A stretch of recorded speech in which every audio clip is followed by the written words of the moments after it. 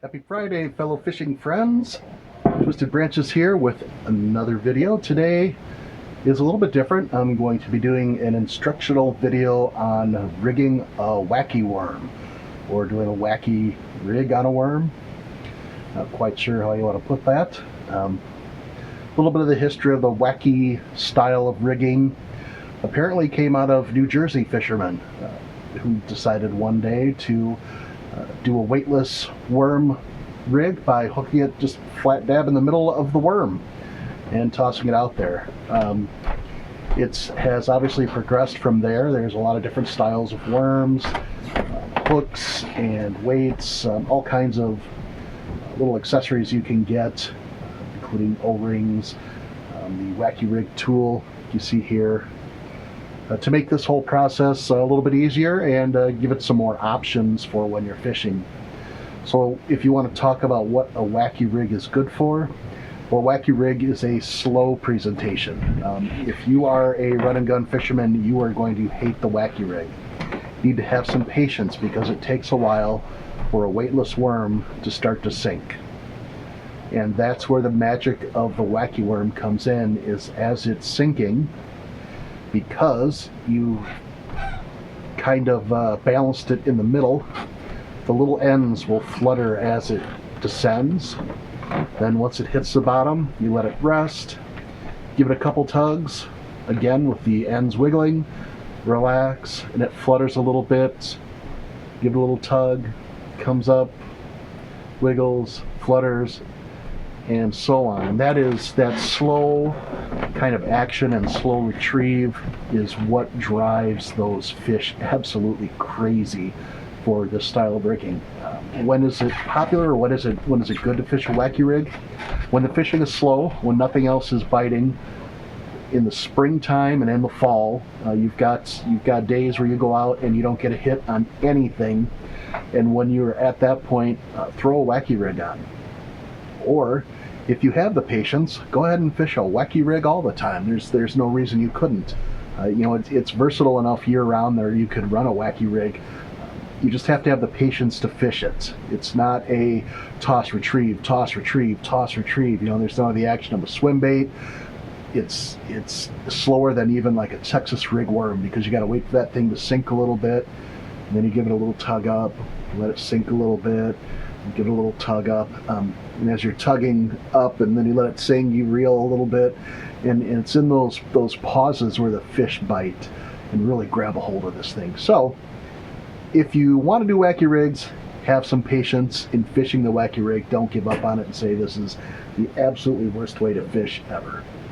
So let's start off with what kind of hook to use. I've got both of these are 6th Sense hooks, but there are also hooks. Let's see, there's the mosquito hook. That's a good hook to use.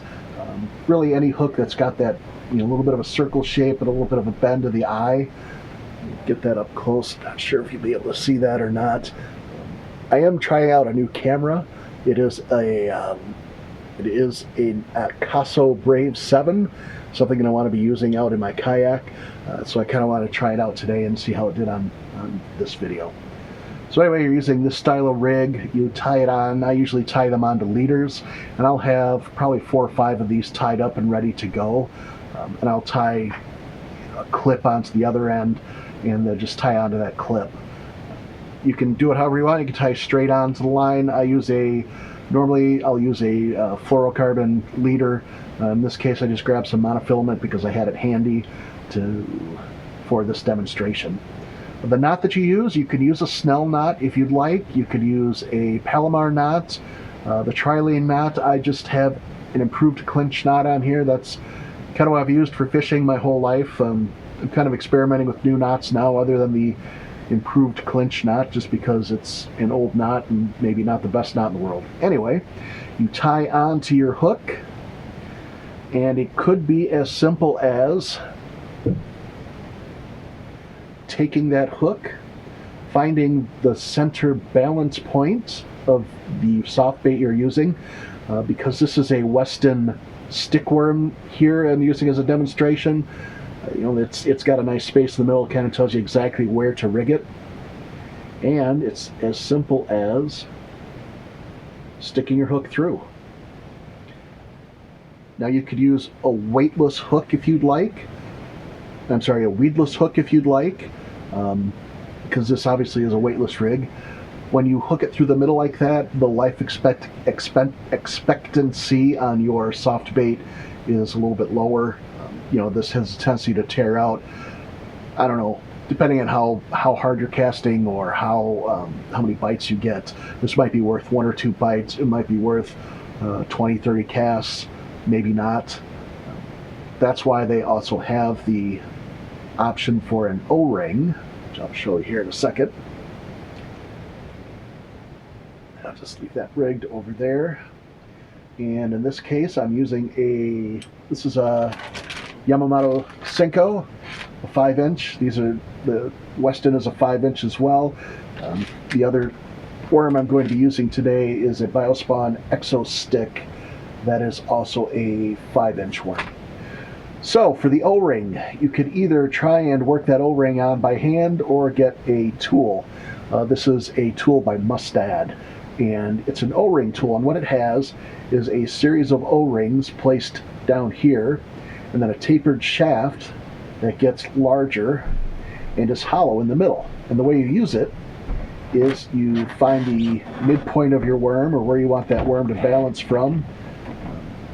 Generally the midpoint of the worm. And if I balance it on my thumb here, it's just right near the end of this smooth spot in the Senko worm. So I'm going to stick that worm in there up to that point. Then you roll the O-ring to the middle. I've got one here already. And then you pull that O-ring forward and it pops onto the soft bait. You can adjust it once it's on there. This is the easy way to do it. You can go to the hardware store and get O-rings if you want to do that. That case, you might want to get 2 O-rings and then cross them over to form an X and then hook under the X. With these, there is a hook hole, so I could stick it through that hole and use that hole like so. Give me a second here. The old eyes aren't what they used to be, that's for sure. And then you could present your worm this way. Obviously this one's a little bit out of balance, which isn't necessarily a bad thing. I'll go over that in a second.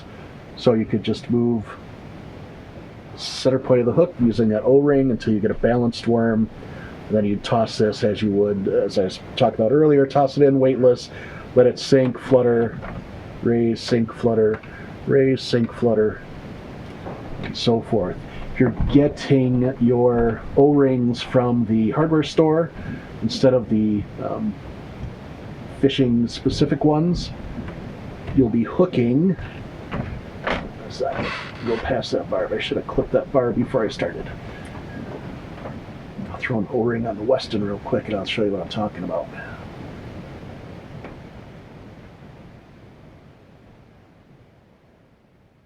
So if you're using the hardware store O-rings, you can rig one O-ring and just slip the hook under the O-ring, or you could do a pair of O-rings and cross them over so there's a little bit of an X and then just hook under that X.